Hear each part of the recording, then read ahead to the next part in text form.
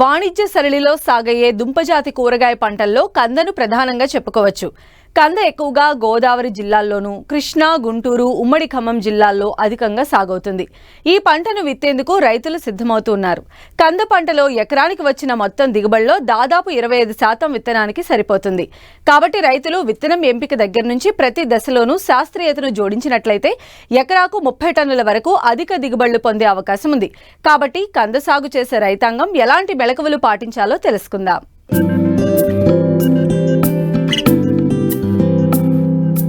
మన రాష్ట్రంలో సాగయ్యే దుంపజాతి కూరగాయ పంటల్లో వాణిజ్య ప్రాముఖ్యత కలిగిన పంట కంద. భారతదేశంలో దాదాపు అన్ని ప్రాంతాల్లోనూ సాగు చేస్తూ ఉంటారు. కోస్తా జిల్లాలలో అధికంగా సాగులో ఉంది. ఈ దుంపను కూరగాయగాను పచ్చళ్ల తయారీకి ఉపయోగిస్తారు. దీనిలో ప్రధానంగా పిండి పదార్థాలు, ఖనిజ లవణాలు, విటమిన్ ఏ, విటమిన్ బి ఎక్కువగా ఉంటాయి.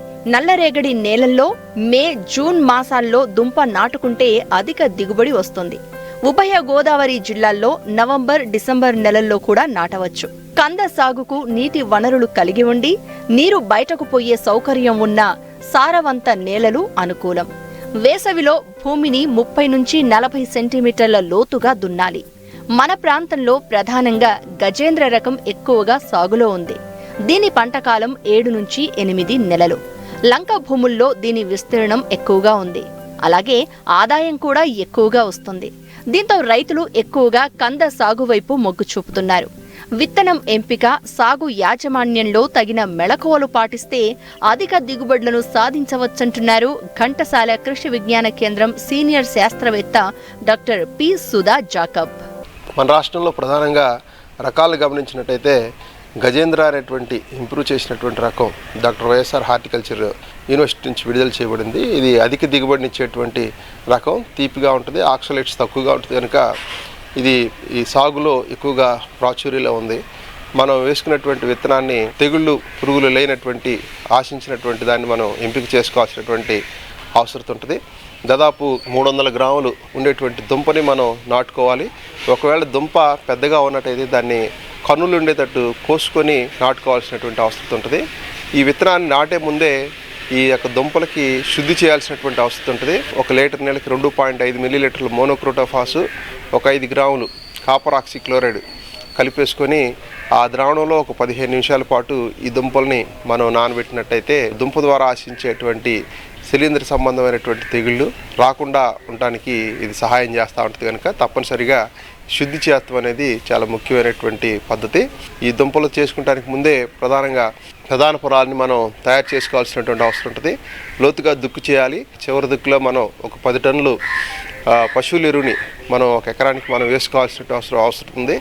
దాంతోపాటే చివరి దుక్కులోనే మనం భాస్వరాన్ని ఇచ్చేటువంటి ఎరువుల్ని మనం వేసుకోవాలి. ఈ నాటుకునేటువంటి సమయాన్ని గమనించినట్టయితే మే మాసంలో కానీ జూన్ మాసంలో కానీ మనం ఈ కందని నాటుకున్నట్టయితే మనం అధిక దిగుబడి సాధించడానికి అవకాశం ఉంటుంది. దాదాపు 45 సెంటీమీటర్లు ఉన్నటువంటి గుంటలను మనం తీసుకొని ఆ గుంటల్లో 60 సెంటీమీటర్లు మొక్కకి తర్వాత వరుసకి మధ్య దూరం ఉండేటట్టు చేసుకుంటూ మనం ఈ దుంపల్ని నాటుకోవాలి.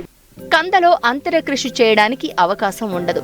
కలుపు ఎక్కువగా వచ్చే భూముల్లో మొదటి దఫా తడి ఇచ్చిన తర్వాత కలుపు మందును పిచికారీ చేసి అరికట్టాలి. అలాగే సిఫార్సు చేసిన మేరకు ఎరువులను సమయానుకూలంగా వేయాలి. ప్రధానంగా మనం వేసిన వెంటనే తేమ ఉన్నప్పుడు పెండి మీద తాగినటువంటి మందుని ఎకరానికి 1 లీటర్ చొప్పున మనం పైపాటుకు పిచికారీ చేసినట్టయితే మొదటి దశలో వచ్చేటువంటి కలుపు అంతటిని కూడా మనం సమర్థవంతంగా అదుపు చేయడానికి అవకాశం ఉంటుంది. తర్వాత దశల్లో మనకు అవసరమైనప్పుడు 2-3 సార్లు మనం కూలీలను పెట్టుకొని మనం మధ్యలో ఉన్నటువంటి కలుపు అంతటిని కూడా పూర్తిగా తీపిచ్చాల్సినటువంటి అవసరత ఉందన్నమాట. ఎరువుల యాజమాన్యాన్ని గమనించినట్టయితే మనకు దీంట్లో భాస్వరానికి సంబంధించినటువంటి ఎరువుల్ని దాదాపు 150 కిలోలు సింగిల్ సూపర్ ఫాస్ఫేట్ రూపంలో చివరి దుక్కులని మనం వేసుకోవాల్సినటువంటి అవసరం ఉంది. తర్వాత దాదాపు ప్రతిసారి కూడా 33 కిలోల నత్రజని, 33 కిలోల పొటాష్ ఇచ్చేటువంటి ఎరువుల్ని 3 దఫాలుగా వేసుకోవాలి. మొత్తం పంటకాలంలో 100 కిలోల నత్రజని, 24 కిలోల భాస్వరం, 100 కిలోల పొటాష్ ఇచ్చేటువంటి ఎరువుల్ని 1 ఎకరానికి మనం వేసుకోవాల్సినటువంటి అవసరం ఉంటుంది. ఈ నత్రజని తర్వాత పొటాష్ ఎరువులు మనం గమనించినట్టయితే యూరియా రూపంలో అయితే 72 కిలోలు మనం ప్రతి దఫాకి వేసుకోవాలి. పొటాష్ని 60 కిలోల చొప్పున ప్రతి దఫాకి వేసుకోవాలి.